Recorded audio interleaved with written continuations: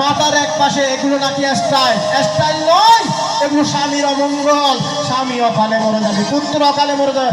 মায়েরা কখনো টিপ দেবেন না, যদি টিপ দেন স্বামীর পর মায়েও দিন দিন টেনে এসে যাবে। শাখা কেন দেন জানেন? এগুলো অনেক তত্ত্ব। ওই শঙ্কচূড়ের নাম শুনেছেন?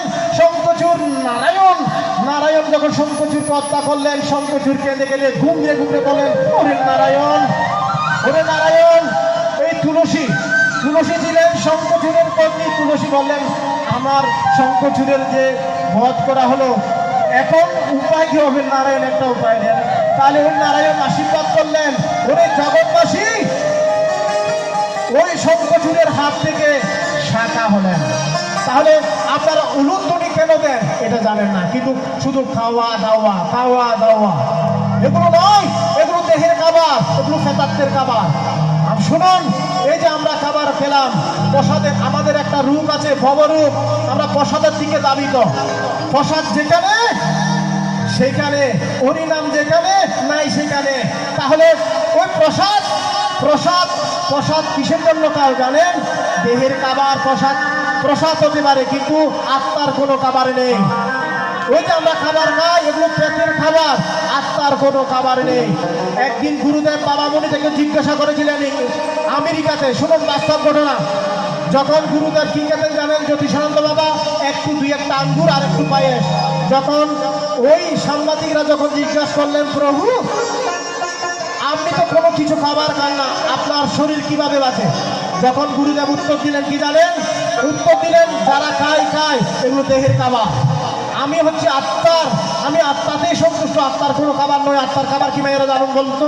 আত্মার খাবার হচ্ছে হরিনাম। আত্মার কোনো নিরামিষ আমিষ নেই। অনেকে বলে নিরামিষ খেলে আমি স্বর্গে যাব। তাই আসুক আমার কাছে প্রশ্ন করুক, নিরামিষ আমিষ আত্মার খাবার নয়, আত্মার খাবার হচ্ছে হরিনাম। সেই গৌরাঙ্গ মহাপ্রভু আজকে হরিনাম বিলিয়ে দিলেন। আজকে যদি হরিনাম না হতো, স্বামী বিবেকানন্দ না আসতো, শঙ্করাচার্য না আসতো, যদি ওই প্রভুভাব না আসতো, তাহলে সনাতন ধর্ম লুপ্ত হয়ে যেত।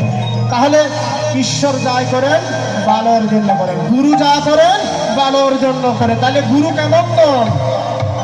যিনি শুনেন, গুরুর যদি আশীর্বাদ থাকে, কৃষ্ণ যদি আপনাকে যদি মারার ইচ্ছা থাকে, কৃষ্ণ পারে না।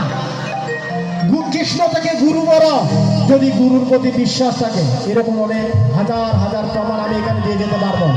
গুরুকে ডেকে কৃষ্ণ পর্যন্ত, কৃষ্ণ যদি রুষ্ট হয়, কৃষ্ণ যদি রুষ্ট হয় গুরু বাঁচাতে পারে, আর গুরু যদি রুষ্ট হয় কৃষ্ণ পর্যন্ত বাঁচাতে পারে না। তাই গুরু কেমন দম? গুরুর বাক্য, যিনি গুরুকে বিশ্বাস করে গেছেন তার পরমাত্ম জ্ঞান শেষ।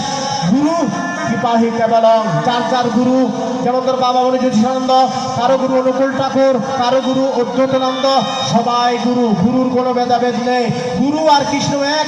আমরা যদি গুরুকে যদি ভগবান বলি সমস্যা নাই, গুরু যদি ভগবান নিজেকে ভগবান বলে তাহলে গুরুর দোষ হয়ে যাবে। তাহলে গুরু কেমন দন? গুরু কেমন দন?